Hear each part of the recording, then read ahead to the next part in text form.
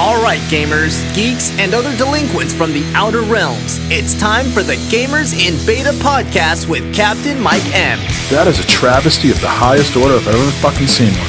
Featuring assorted co-hosts, JManiac17. The fuck was that all about? Corey Atwood. It's not my fault you guys all have shitty taste. Sean Quicksilver, 3355. Well, maybe you should look it up. And Joe State. That game sucks, dude.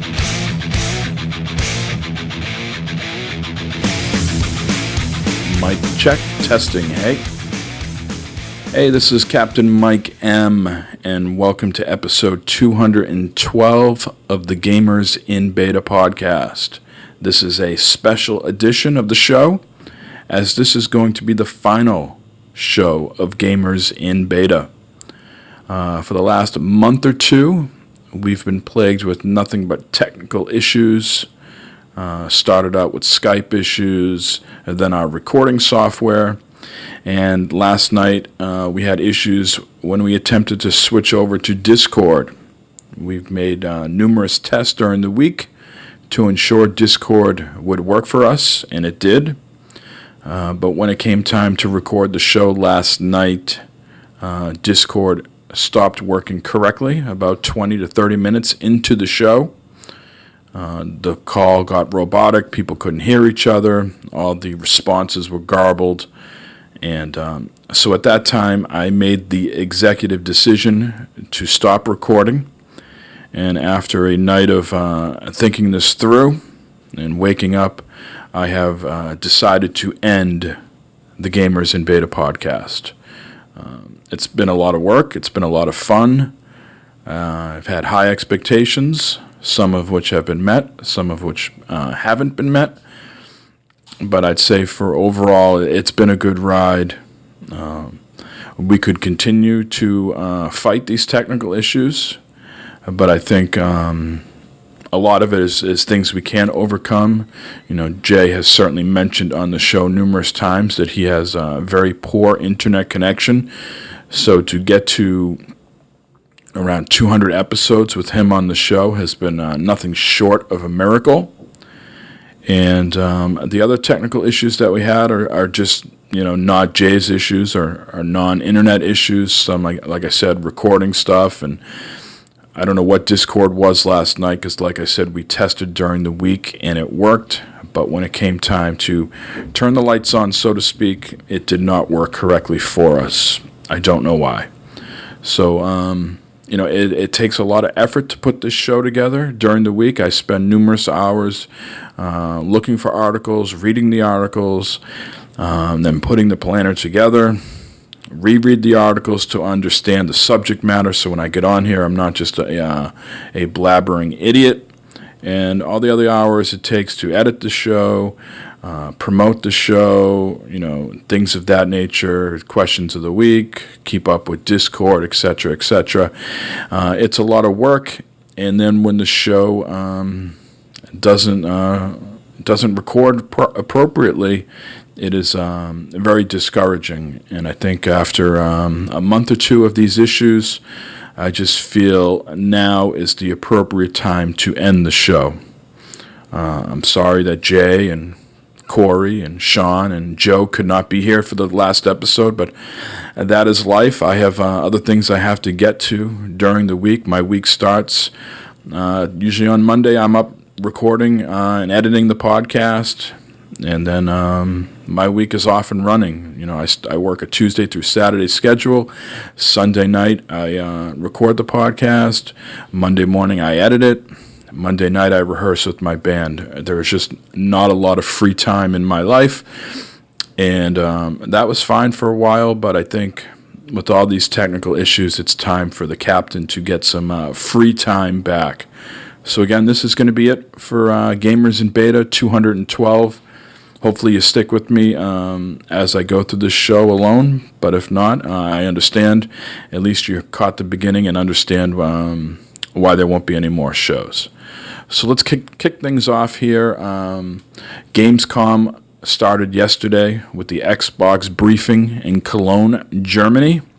Now this wasn't a normal E3 type briefing where Phil Spencer got up on stage and sort of profess to people why they should, buy the Xbox One X and look at all these games. This is more of a 90-minute television show where these three talking heads from Microsoft got together and brought in developers to announce or to further iterate on the games that they've been promoting throughout the year. So it was an interesting show, a little bland, a little canned, felt a little forced in nature. But having said that, there was still some content to digest. First and foremost, the Xbox One X pre-orders are now live. It felt like as you were watching that show for 90 minutes that they were really holding the pre-order notification hostage. And that's not an idea I came up with. I credit that to Ryan McCaffrey from IGN, who tweeted that out. And it couldn't be any more true. They just kept stringing you along. I think they had 2 montages during the course of 90 minutes about the Xbox One X. And then at the very end of the presentation, they showed you the console. And they talked about pre-orders. And the new news item, I guess, is there is a Project Scorpio edition of the console. And this seems to be a cosmetic difference only from the other base black model.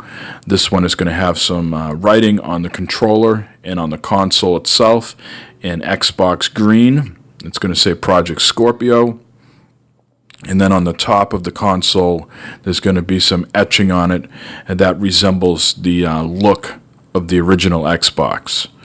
So those pre-orders are live. I secured a pre-order myself, which probably comes to zero surprise to anybody. But I heard some other people were having issues with Amazon or Best Buy and things like that, but no issues on my end. Other stuff that was going on during the show is they made some announcements about Sea of Thieves and State of Decay 2. Sadly, still no release dates on those, but they did tell you that they're going to be cross-play with PC. So for those people that aren't getting Xbox One X but still want to play with their friends on console or vice versa, you're going to be able to do so. They announced a Jurassic Park game, which looks to be a real-time strategy type game, a park builder type game. And while that looks cool, it just doesn't do much for me. I understand there's a lot of Jurassic Park fans out there, or dinosaur fans in general. But this is not a game that I would enjoy. But certainly there's a lot of people that enjoy real-time strategy and building games, so hopefully this is something you're looking forward to. But unfortunately it won't be out for about a year, as this is slated for a summer 2018 release. And it's also, I believe, coming to PC and the PS4, so it's not an exclusive to Xbox. Last week I made some comments about how No Man's Sky was still getting traction all these months later, almost a year later, and yet we hear nothing about Quantum Break or Recore or Sunset Overdrive. And what do you know? They're coming out with a Recore Definitive Edition on August 29th. If you already own the game, you'll be getting this update completely free. If you don't own the game, you can go out and buy it on the 29th, physical or retail, physical or digital. It comes with the new expansion, and all the graphics have been up-res for HDR. But I still think the problem with this game is the development of it. It just felt very basic, maybe from the PlayStation 2 era. So you can put as much new polish or wax on the game, but still not going to change the core gameplay mechanics of this game, which I felt were a little outdated. So if you like those nostalgia-like experiences, this might be something to check out, but I think they needed to go back to the drawing board on just the overall gameplay. Other announcements, they are going to continue to enhance older Xbox One X games to be, bring them up to snuff with 4K and HDR. There's over 100 titles right now. If you go to the Major Nelson podcast or Major Nelson blog. He has a list there that is continuously updated. And like I said, right now there's over 100. And of course, these updates are free. If you already own the game, you don't have to pay for any. You'll just pop in the game eventually, and it will update for you. Mike Ibarra was on stage. I think he's the VP of engineering for Xbox. And he was going on there talking about how now people will be able to, if they're going out and buying an Xbox One X, that they will be able to swap their games over via their home network.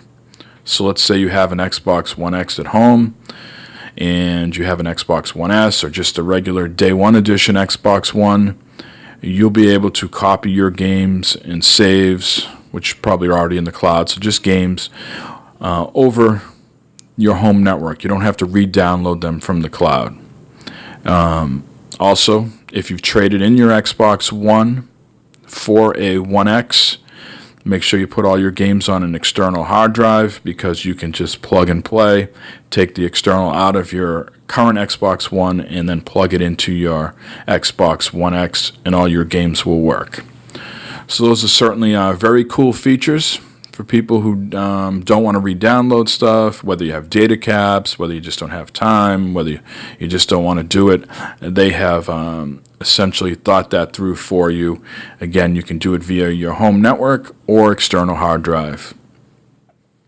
Some other news that came out of Gamescom, PUBG and their developer, so PUBG is PlayerUnknown Battlegrounds.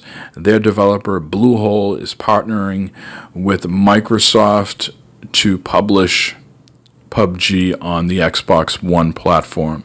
So what that means for them is that they'll now be able to lean on Microsoft for their expertise on how to develop for the infrastructure of the network, and just probably make the game run smoother on that platform with that partnership. So us gamers will feel the effect of that, but in the short term, the developers will reap the benefit of being able to lean on people like Mike Ibarra and others. PUBG is a huge get for Xbox. It's certainly not an exclusive to them. It's going to come out on the PS4 at some time, but it is a launch window exclusive for the Xbox One X. So maybe about a year or so, or less than a year, I'm not sure. It's going to be exclusive on that particular console. And I think it's a system seller. We've had news items before that says PUBG has sold 6 million, and I think we were going to have one this week that said they sold 7 million. But by the time I watched the Gamescom session, they already crossed the 8 million threshold. So people are buying this game at a very rapid rate, and there is no doubt that this will be a system seller for Xbox. I can see people out there that don't want to invest in the money of a PC and will either go out and buy an Xbox One S or an Xbox One X to play PUBG. It's certainly a cheaper solution for you, and you'll be going up against everybody who's playing on a controller versus keyboard and mouse. So I think that's a good get for Microsoft, and quite frankly, they need exclusives like this, because their first-party stuff is just really suffering right now.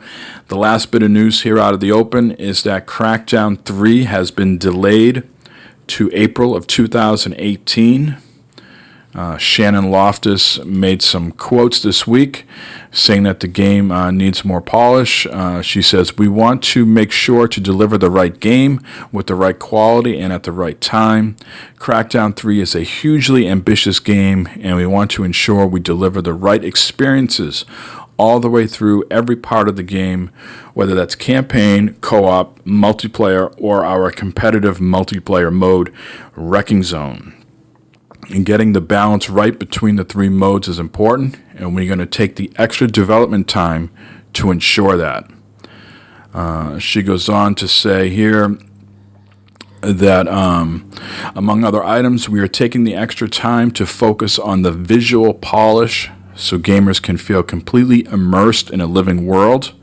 We want them to really feel the larger-than-life enemies as they're exploring the expansive open world, combating crime, and collecting orbs.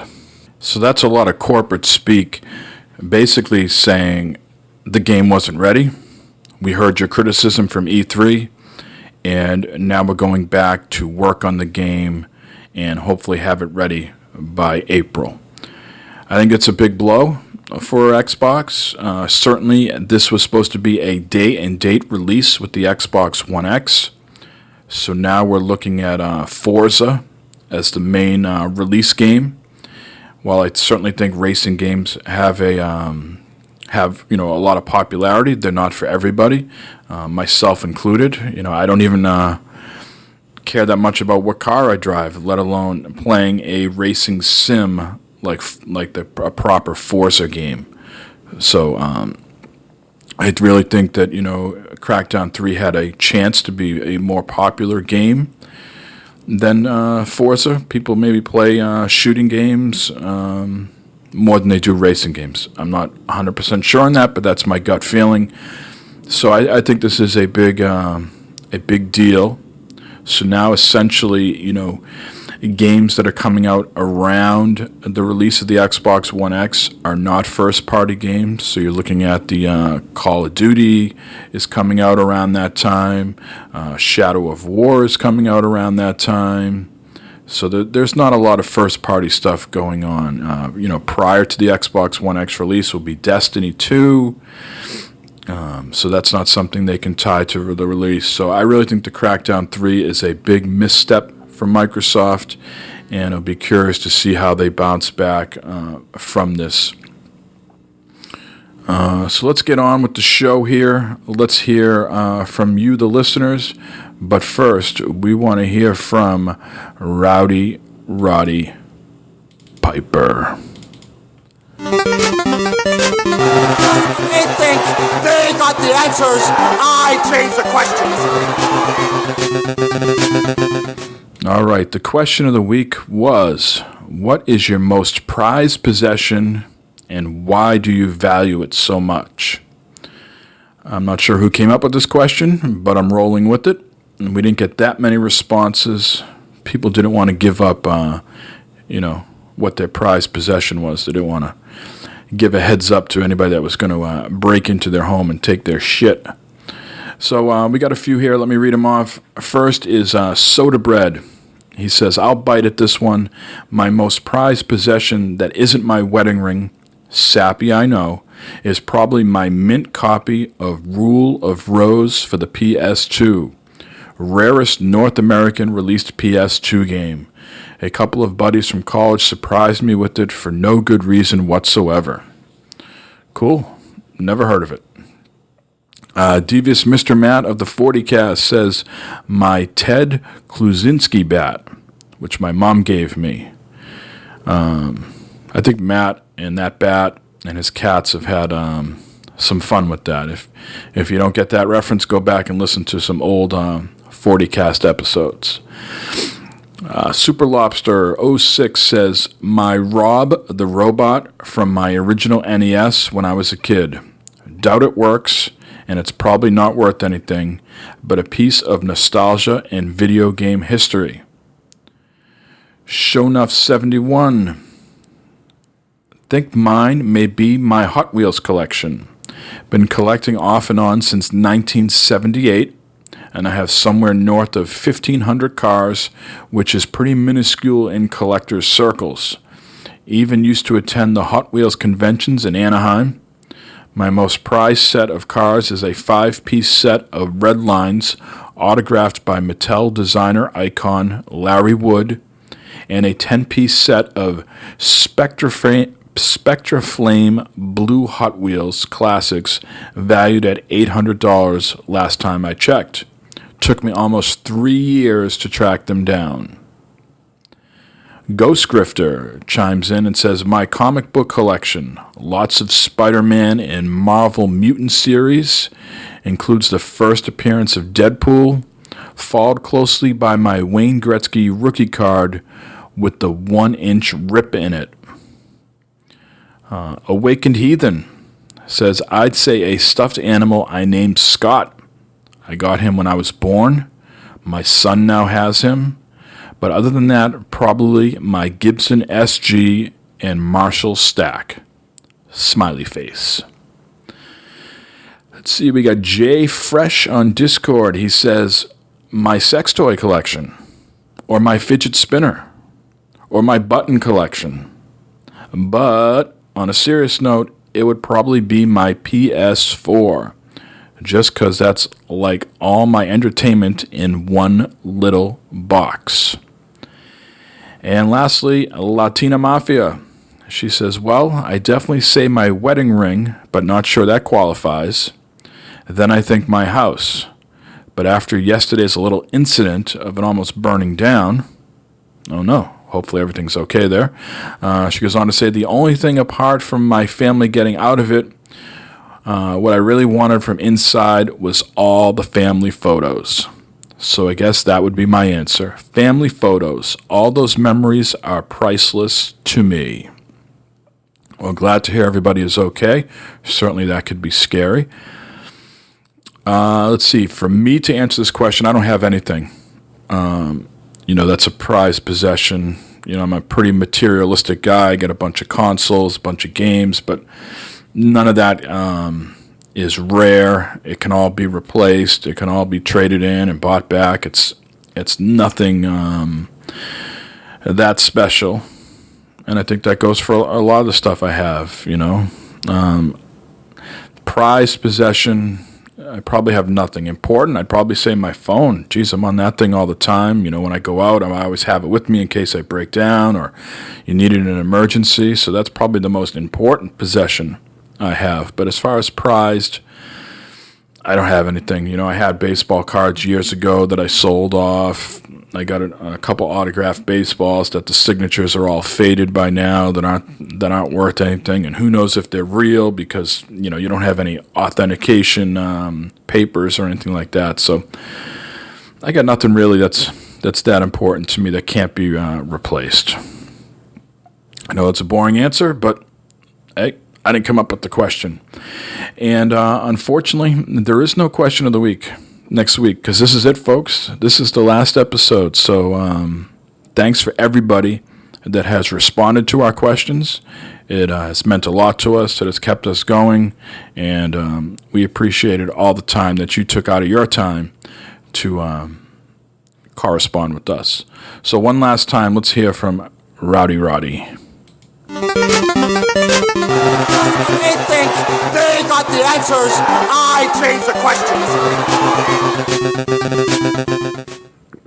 All right. And we got a few voicemails this week. And let's start with those. But first, we got to play some music.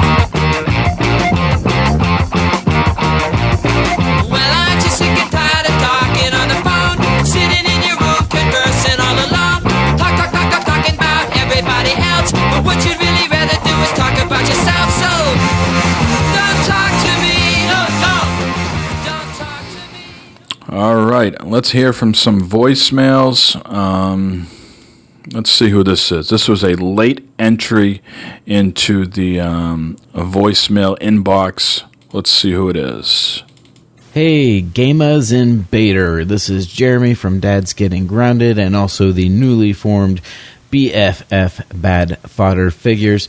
Long-time listener, first-time caller of sorts. Just wanted to say hey and give you my answer for the nacho mystery that was last week. I meant to do something before your last episode, but was down in the holler and actually kind of paid off because I got to hear that we have a lot of listeners there of GIB that are just nacho savages, just making all kinds of transgressions against the classic nachos. So wanted to go over that real quick. First thing, nachos, chips. Chips are most important. Captain Mike had it right. They got to be piled up. I went to a place once. They had had single chips laid out flat, arranged around a plate like hors d'oeuvres, I sent that shit back because I want nachos, not hors d'oeuvres.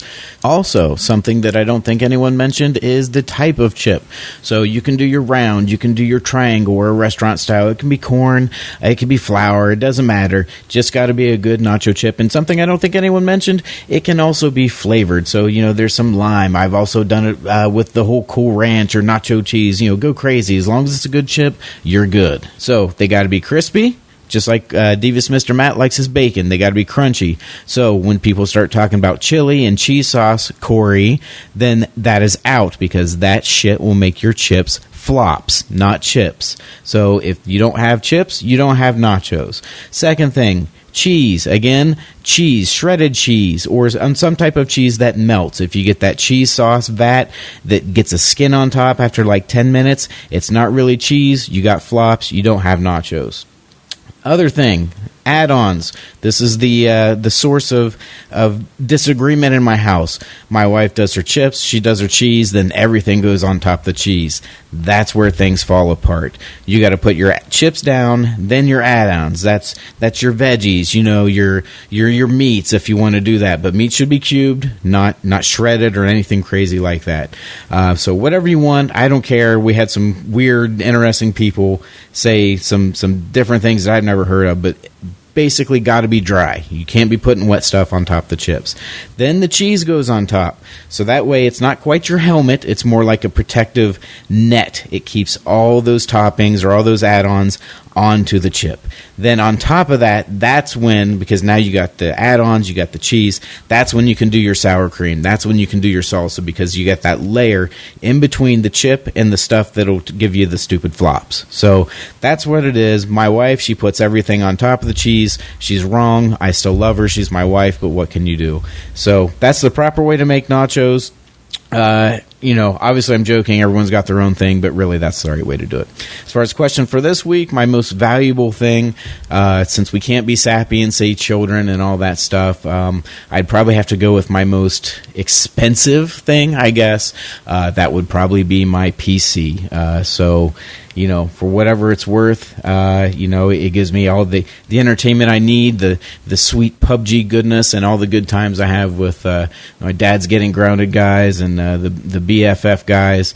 A lot of that's done on the PC. Heck, that's how we do our podcast, right? So if you didn't have that, I'd be missing a lot in life. So hey, that's all I got. Keep on keeping on. Hope you have a good show, and may Pub Jesus watch over you. All right, Jeremy from Dad's Getting Grounded. Thank you for chiming in, and now I am officially hungry, and it's almost lunchtime here. But we have more calls. Let's hear from another familiar voice. Hey, what up, gamers in beta? Sorry, that was a terrible French impression. This French, I apologize. This is Corey. I am not present at the recording of this episode, as you already know, because I am currently headed up into the Great White North of Maine to get royally fucked up all weekend. So at the end of this weekend, I'm going to be way too hungover to appear on the episode or probably even call in. So I'm doing it now. But my most prized possession is a boxed, it's like encased in plastic and rated by the CGC copy of an original print of Amazing Spider-Man number 129. All you comic book nerds out there should know that that is the very first appearance of the Punisher. That is the darling of my man cave. I have it prominently displayed on the wall amid my other comic books. And my wife got me that for one of our first anniversaries. So, yep, that is pretty special to me. That is the thing that I would run back into my house to save if there was a fire. And after that would be family and pets and all that junk. So, yep, that's it for me. And I feel like I should have a sign-off here. Just because Wind Tunnel and French has got one. So, dicks and balls! Oh, look at that. Copying D. Rogers. Corey made an appearance on the final episode. He can't say that, gee, I wish I was part of the final show. You were, Corey. Take a bow. Moving on here. Let's see who else we have. This is our Air Tunnel Josh. What is up, gamers in beta? It is Air Tunnel Josh once again. To answer your guys' question, the thing that I cannot live without the most that I call my prized possession is probably my giant beer glass that I have, that I got from even though I'm embarrassed to say this, a Chicago Bears football game. I'm not a Bears fan, so the only reason why I got it is because of the experience, and it's a huge-ass thing for beer, so, I'm not going to turn that down.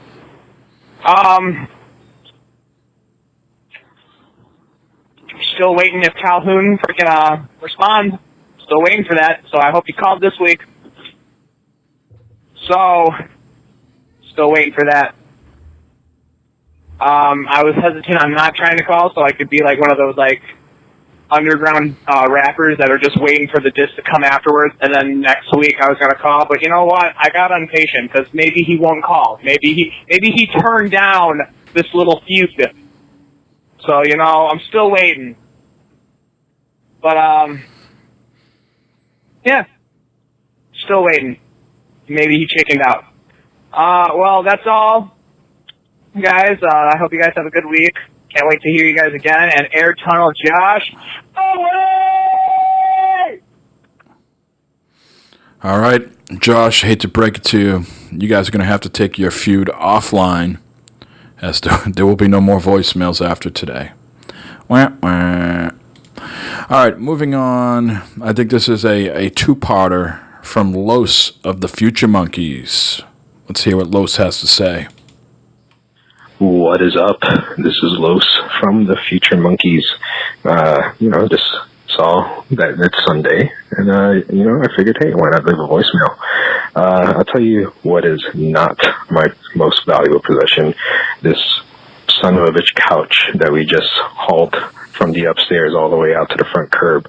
It weighed about 3 tons, and it was a bitch. But yeah, other than that, I don't know. There's so much crap on my shelves. It's ridiculous. I'd say probably a stylus that I got from good old Club Nintendo back in the day. When you put in the code for which one was this? It was one of the Zelda games on the DS, Spirit Tracks or Phantom Hourglass, one of those. When you put in the code, you got a free stylus, a feather pen stylus. So it's a nice one from Zelda. That was the only place you could get that. So that's a nice little possession I got. I got the Ghost from the Ghost edition of Destiny. That's pretty cool for me. I mean, it has Tyrion as the voice of the Ghost on there, so it's a nice little collector's item. I don't know. There's so much crap on my shelves here. All the amiibos I got that it's each amiibo I have has a memory attached to it, like when I got it, how I got it, and all that. Of course, I got my E.T. Atari cartridge and Pac-Man and Donkey Kong Atari cartridges that I'm gonna always hold on to. Yeah, I mean it's a lot of random stuff, but I can't really say something is most valuable to me, because it's hard to pick just one thing, being the collector I am and the sucker I am for little trinkets. I'm like a little leprechaun holding on to shit. It's kind of sad sometimes, but yeah, that's me. Have a good show. Enjoy listening. Future Monkeys will be back soon. Most likely sooner than later. So yeah, keep an eye for that. And yeah, good times. Thank you for the show, guys. Peace out. All right, Los, thank you very much. But I think Los called back in and had more to say, so let's hear what this is all about. All right, it's Los again. I was just looking around some more because, like I said, I have so much shit. Yeah, I have a very, very important book to me. It's very valuable to me. It is The Tales of Beetle the Bard. It is from the Harry Potter series, and it's a special edition. It was limited on Amazon when it first came out, and it cost $100. And I remember very vividly, I had still my old collection of games, and I sold my Atari, a whole bunch of games, my old stuff. And it was back when I knew a guy I knew a guy who had a video game store, and yeah, he gave me good deals on trade-ins. So I managed to save up the money for it from the trades and spend $100 for a book. And it's a really, really awesome copy of the book, and it's really amazing. I'm gonna probably show a picture in your little Discord chat and show you guys what it's about. But yeah, it came in a special box that said "No Muggles" or something like that. It was very, very Harry Potter decked out in Harry Potter theme. You know, it was a big deal, and it's a really, really, really cool thing that I'm glad I got, because it's one of those, you know, books that I really, really want to hold on to for a very long time, because it's so awesome and so close to me for you know, Harry Potter. I'm a Harry Potter nut. So yeah, that's probably my other non-gaming related collector's item that I love. And yeah, if I have to pick something else other than a game, it's probably going to be a book. So there you go. There's that. All right, I'm leaving now again, this time for sure, because I got to finish cleaning. All right, peace out. All right, Lots, thank you for the thorough explanation of all your prized possessions. It's a shame you didn't leave your address. Just kidding. And the final voicemail in Gamers in Beta history, very appropriately, will be Fred French. Gamers in Beta! What is up, gentlemen? Another week, another phone call. Hope everybody had a great week. Everybody's having a great time. Now, let's start off right away answering Mafia's thug question. If you remember last episode, he told me to call in if I thought I had the answer for him. Got an answer for him. Going with mayo. Mayonnaise. Let me know if I'm right or not, Mafia thug. Counting on you to let me know if I got the score or if I let you down. Let me know. Now for your guys' question of the week. The most valuable possession, I'm going to keep it in the video game realm. I own a copy of Earthbound. It's not sealed, so that kind of tore down the price a little bit, but everything else is in mint condition, and I have all the packaging. I could put that whole thing together, you'd swear it was just store-bought. The only thing I can't do is make it look like it was never opened. But I still think that has value, being that good like that, so I'm going to go with that. If you'd like to know where I keep it at the First Gamers Bank, Savings Box 5923. Just tell them Fred sent you. I don't do that. That doesn't really exist. I don't get into trouble. Now, let me throw a little thing out there. Jay, don't leave the show. Jay, we need you on the show. Don't let this show fall apart. The hosts are dropping off left and right. We got to keep this show going. Hang tough, Jay. Don't let that Skype beat you down. You're stronger than that, buddy. Now, I have my own question of the week. What difficulty do you guys play your games on when you first get them? Me, I used to like to try to crank out those Call of Duties. I'd put them at the top notch, and I'd spend forever and a day trying to get through those levels and knock it off, but I don't know. I'm getting older, and I don't think it's really worth it. Right now, I'm kind of into Titanfall 2, and I put that up at a higher difficulty, and wow, it was whacking me over the head. I had to lower it. So I think from now on, I'm just kind of going to go with normal, maybe a little bit harder. I just want to try to get through a game and enjoy the story without pushing myself through all that agonizing. And I'm just wondering how you guys play your game like that. I want to give a big thanks to everybody who's followed me on Twitter, interacting via Twitter. I thank you a lot. Having some fun. Try to keep things going, guys. See if we can get some laughs, since there isn't much goodness. There's much to laugh at with all the trouble going on in the world, but we'll try to keep it positive. I think that's about all I have this week, guys. Thanks a lot, and arrivederci. All right, the last Fred French voicemail. Fred, I felt like we were just getting to know you, and I wish you nothing but success on your Twitter account. Hopefully you can adopt another podcast to call into. The Future Monkeys guys will be back, and they have a voicemail line, so feel free to give them a call.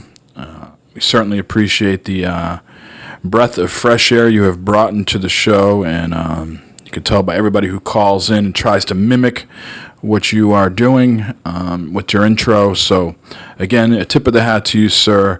I apologize that this is going to be the last episode, but all good things must come to an end. So again, thank you, Mr. Fred French. Best wishes, and arrivederci, sir. All right. We're going to segue over here to what we've been playing, or what I've been playing. A lot of PUBG, of course, playing it single player, playing it with, some of the BFF guys, with Nick, Games on the Mind, and Jake, Assistol68.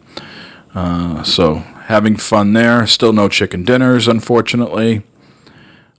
Played some more Splatoon 2 this week.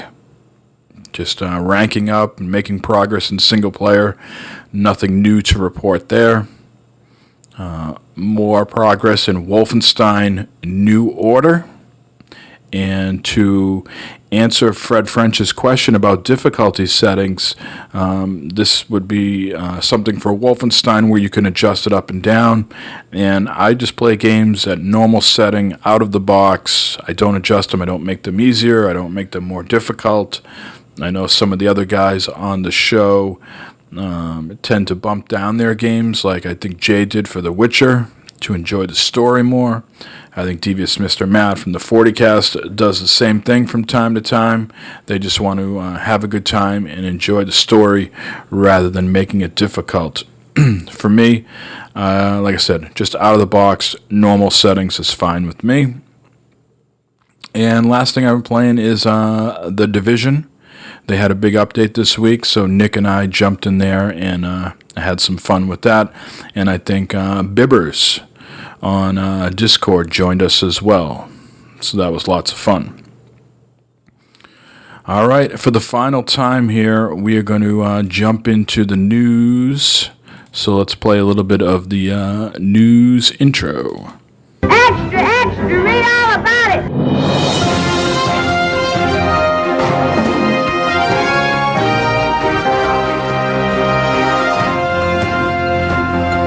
All right, the official kickoff of the holiday season has started this week, because anytime Madden releases, that's when the flood of games start.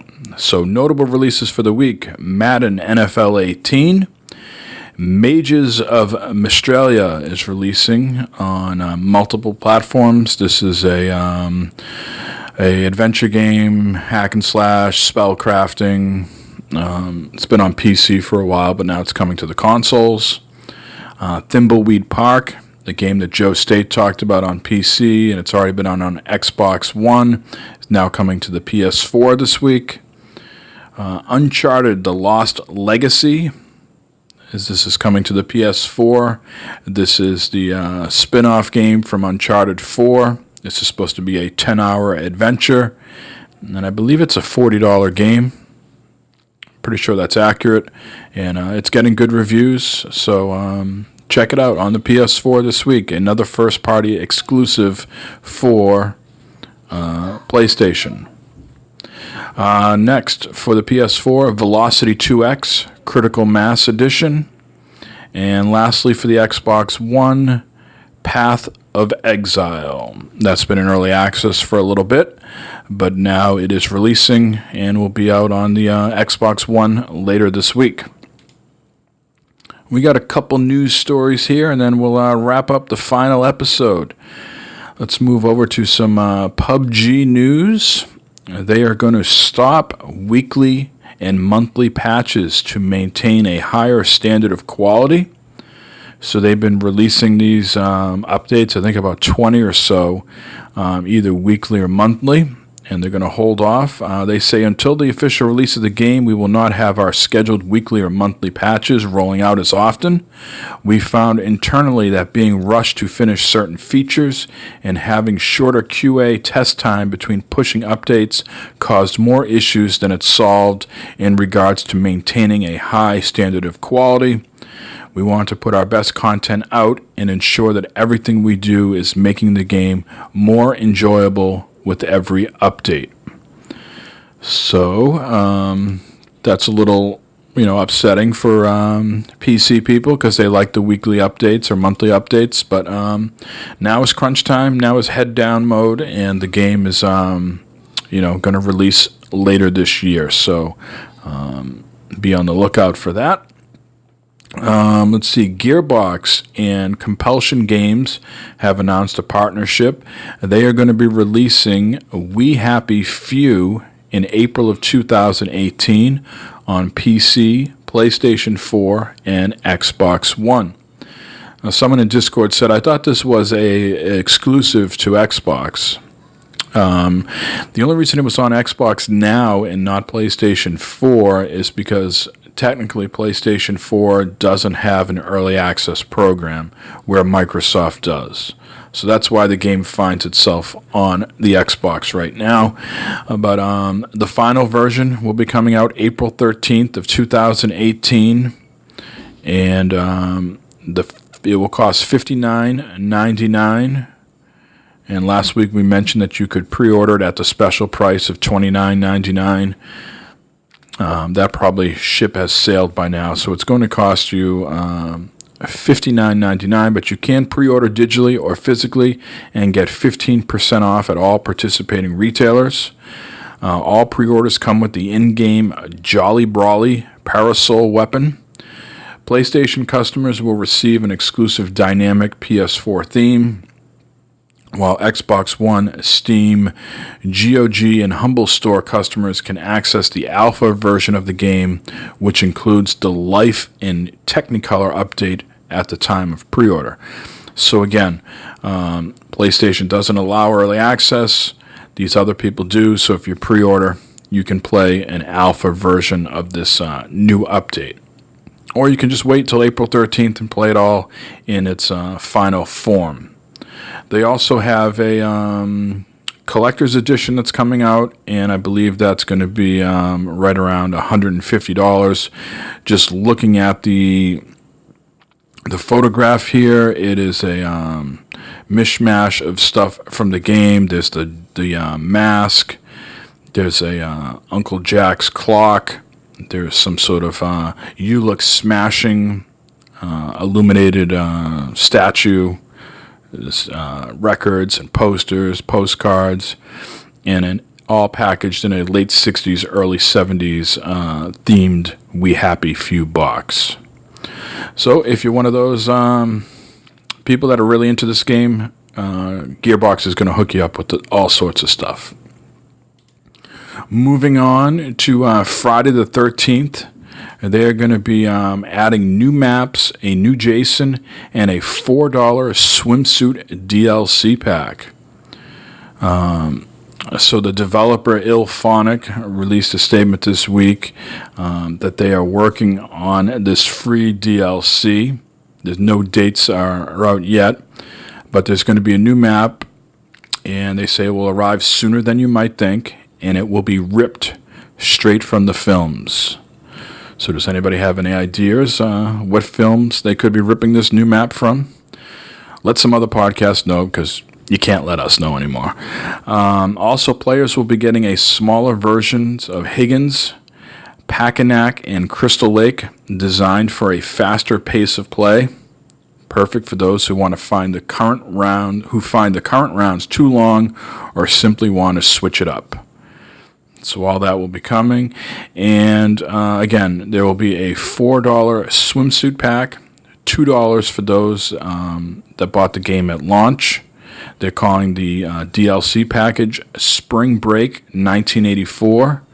And it's going to include bright bikinis and budgie smugglers. Yes. Let's see. Mass Effect Andromeda. Such a polarizing game. Their developers, BioWare, have come out and said our last update, 1.10, was the final update for Mass Effect Andromeda. There are no planned future patches for single-player or in-game story content. They go on to say the game was designed to further expand on the Pathfinder's journey through this new galaxy with story-based Apex multiplayer missions. In the coming weeks, our multiplayer team will provide details of their ongoing support and upcoming content, including new multiplayer missions, character kits, and what's in store for N7 Day. But there will be no more updates for in-game story content. So for all you Mass Effect people, they say that they're going to continue to expand on the story through novels and comics, which will reveal the fate of the Quarian Ark. Whatever that means. I am not sure, but you're going to have to go out and buy novels and comic books to get more story, not the game. The PS4 5.0 beta is currently out for those that got access to it or signed up for it. Key features include updates to Family on PSN. There's now a Family Manager setting that you can assign parent and guardians. There's individualized parental controls. Friend list management, so if you have a bunch of friends that you're always playing Battlefield with or Destiny, you can put them in a list. Easy to access, so you don't have to search through your whole list. There are some broadcast feature updates for communities. You can now bind your broadcast to your community. PlayStation VR, they added a setting to display a message to spectators and spectators' comments. So if you're in VR, I guess you don't have to take off the headset. You can see that stuff. For PlayStation 4 Pro, Twitch users with this update will now be able to stream in 1080p and 60 frames per second. There's been some improvements to messages and how you can track them, and I guess you can send music through PlayStation Music to people not that familiar with that. There's some other updates around notifications that people are all up in arms about before, and I guess they fixed them. Quick menu updates.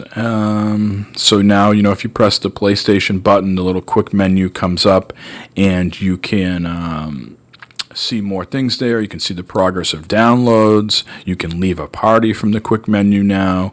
You can get notifications, and you can customize your quick menu as well.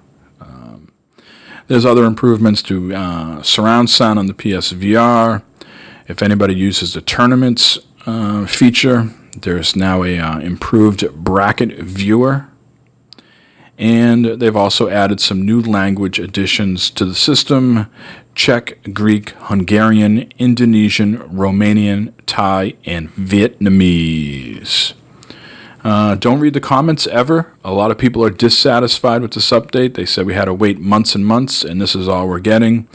Some of the comments are pretty bad. If all we got was a freaking activity log, I would be happy. Although it's about dang time they added backwards compat with at least PS1 and PSP. Come on, Sony. All of these features are trash that no one at all was asking for. Although if you happen to ask for them, shame on you, because again, they are utter trash. That was one comment that sort of stuck out. Other people just simply said garbage, period.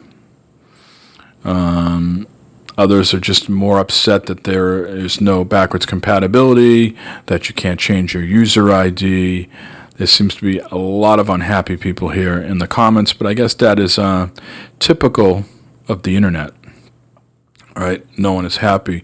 Another quote here: utter and complete garbage, proof that Sony does not care about the wishes of its consumers. I use the word consumer deliberately because though we are obviously fans, we are paying for this. The least you could do is activity logs, back compat up to PS2, chill with the remasters and just give us real back compat, and allow me to get rid of all the advertisements on my home screen for content I already have either purchased. I mean, what the heck? Or let me move it entirely. Don't become Xbox. I want to access my Netflix and other streaming services, not that the other advertisement junk. Also folders. Basically what I'm saying is bring back the XMB. You had it perfect and you managed to completely and utterly destroy it. I could not be more disappointed with this update, if you can even call it that. Good day, sir. So yeah, there's a lot of unhappy people over in the PlayStation camp about this update. But moving on, the last bit of news here, the last news story in Gamers in Beta history is going to be the Splatfest. The next Splatfest pits Team Flight versus Team Invisibility. Okay, let that sink in for a little bit. But I guess the first week of September, the first weekend in September, one side is going to be Flight and the other side is going to be Invisibility. I'm not sure how that's going to work.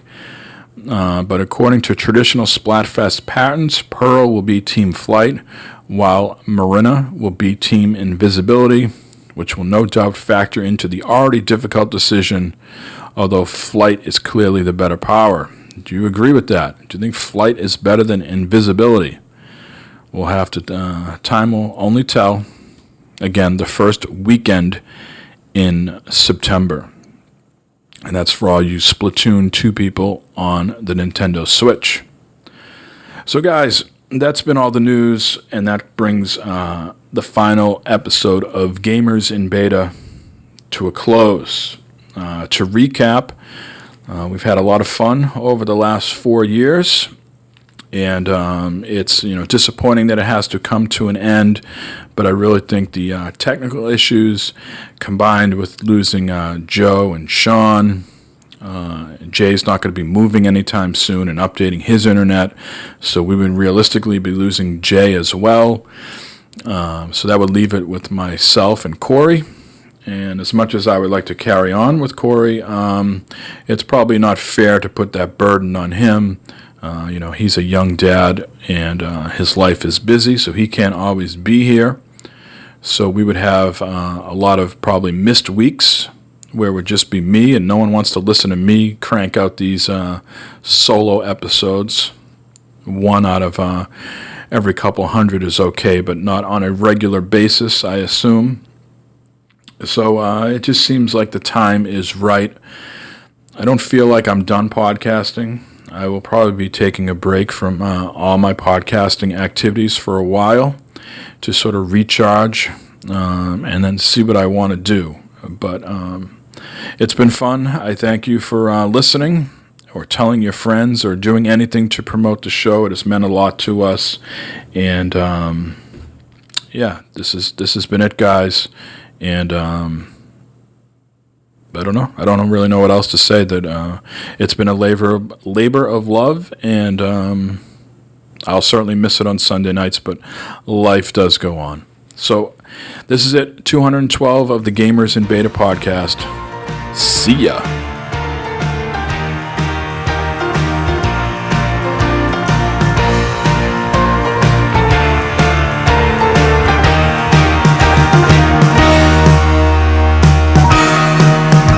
Now the time has come for leaving, fear now we shall return. We were so glad we could make it, but so sad we gotta run. Well, it might be a long time till we raise another glass. You can rest assured that next time we'll have ourselves a laugh. Yeah, we'll have ourselves a laugh. We'll meet again, don't know where, don't know when. We all had a good time and we're sad to see it end. Good luck be with you, you go your way, I'll go mine. So until the next time, it's farewell and not goodbye.